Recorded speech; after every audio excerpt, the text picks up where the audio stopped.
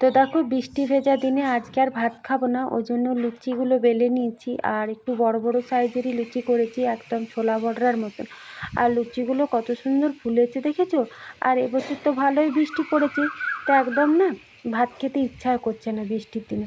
তাতে আবার আজ আবার রবিবার, তো রবিবারে তো একটু চিকেন হবেই। তো চিকেন এনেছি, তো তোমাদের দাদাভাইয়ের জন্য একটু মতো ভাত করে দিয়েছি, আর আমাদের 3 মায়া মেয়ের জন্য এরকম গরম গরম ফুলকা ফুলকা লুচি, আর তার সঙ্গে চিকেন কষা। আজকে চিকেনটাও কিন্তু খুব মানে বেশ মশলা টশলা কষিয়ে রান্না করব।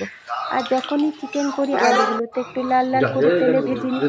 পেঁয়াজ একটু বেশি পরিমাণেই দিয়েছি, যেহেতু কষা করব। এখানে 2টো টমেটো, লঙ্কা, আদা, রসুন সব কিছু মিক্সিতে পেস্ট করে নিচ্ছি।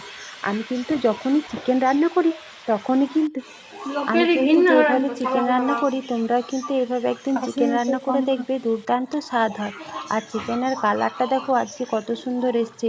রবিবারে এরকম লাল লাল চিকেন কষা না হলে হয়? লুচি, একটু ভাত আর চিকেন কষা, রবিবারে দুপুরটা জাস্ট জমে গেল। তোমরা কার কার এমনি খেতে ইচ্ছে করছে